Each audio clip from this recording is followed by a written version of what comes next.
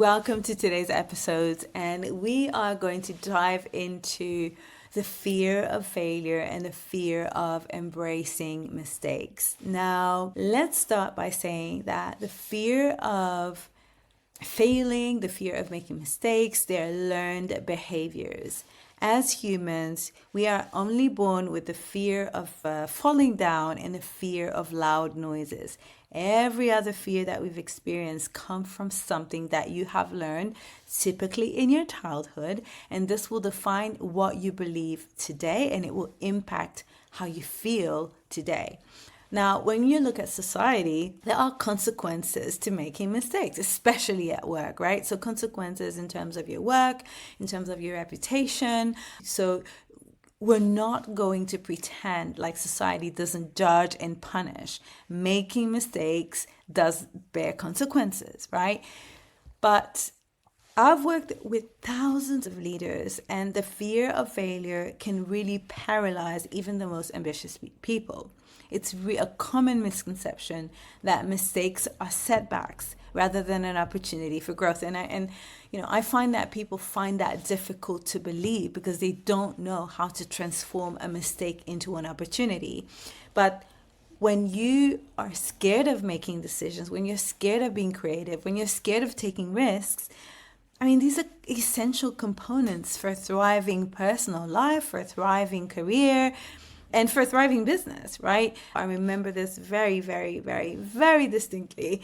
I used to have a physical reaction when I realized that I made a mistake. And you may have learned from childhood that making a mistake is bad.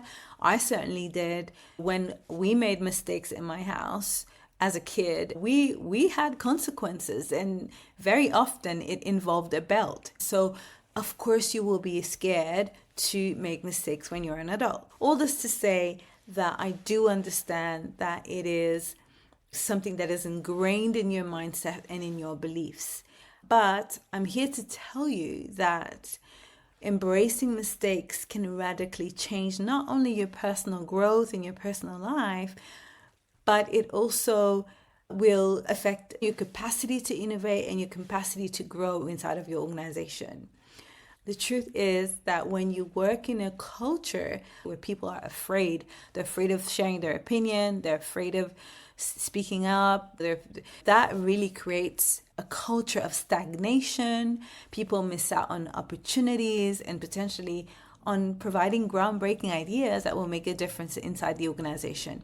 And this is proven, right? Big organizations like McKinsey and Gallup, they've all done research around this topic, and they do say companies where people are afraid, they don't foster innovation, they don't grow, their profits are capped, right?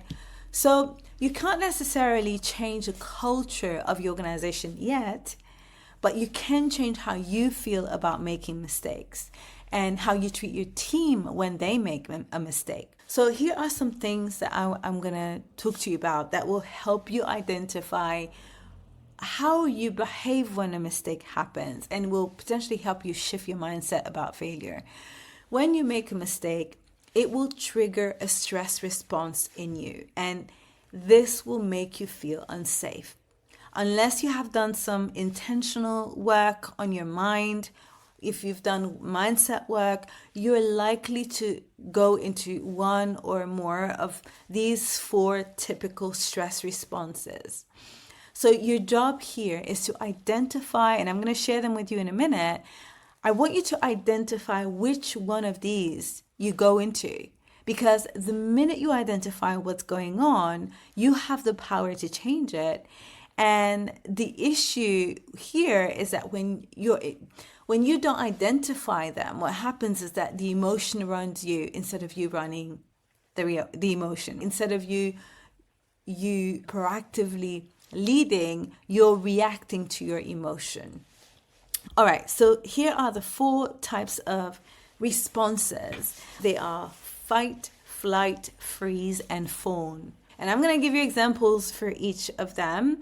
Again, what I want you to do is to listen and to see, how do you behave? How do you react? Now, one other thing that is really important that I mentioned at this point is that when you have a reaction, when you have an emotional reaction, what will happen is at work you'll be fine. You're not gonna be rude to the people at work.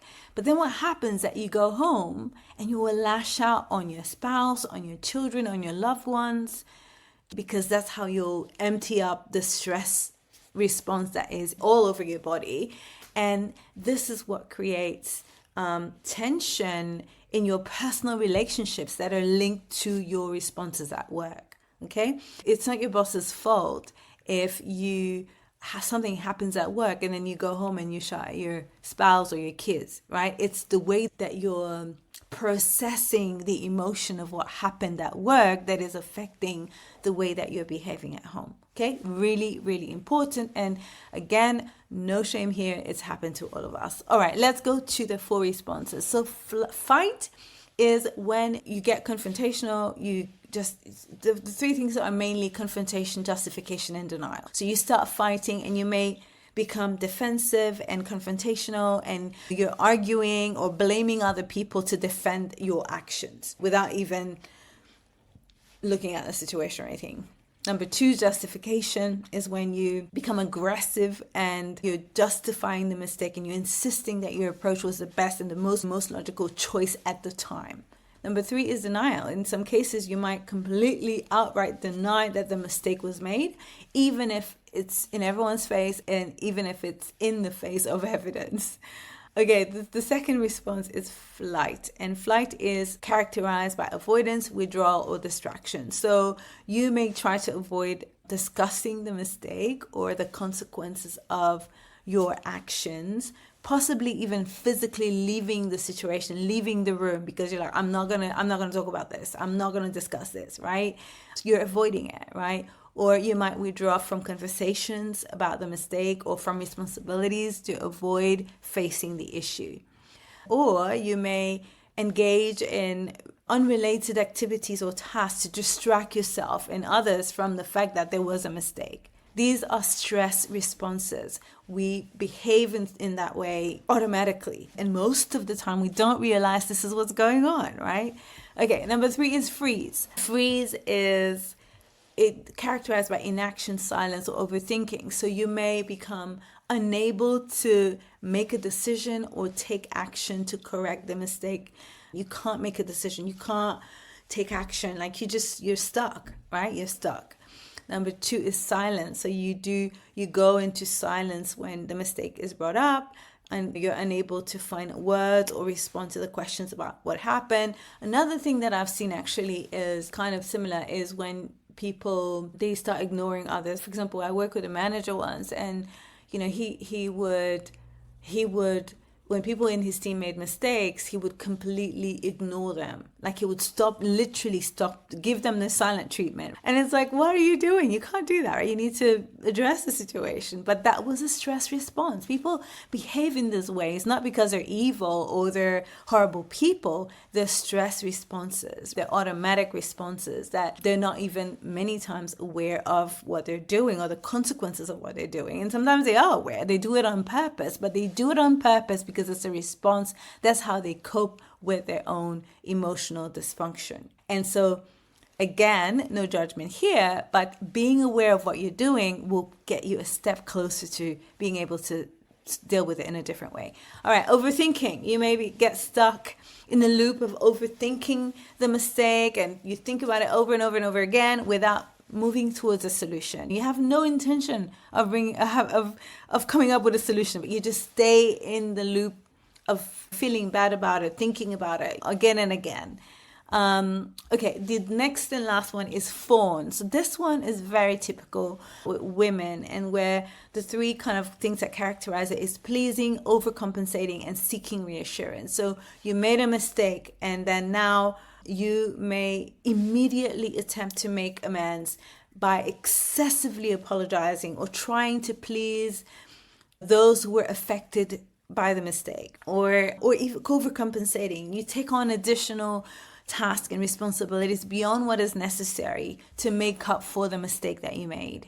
And then seeking reassurance is all about constantly seeking approval, constantly seeking reassurance from others that the mistake is forgiven or that the mistake is forgotten. These are stress responses. We don't do it on purpose. Nobody wants to be insecure. Like, nobody enjoys being insecure and doing these things.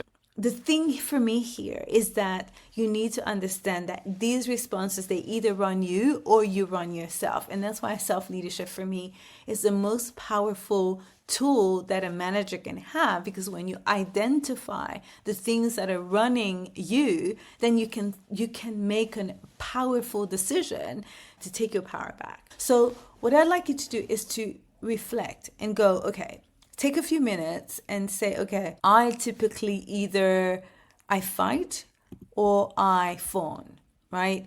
I either overcompensate and seek reassurance, or I freeze and I stay in silence, or I take no action. I don't make any decisions and I kind of sit there and wait, right? What is your MO?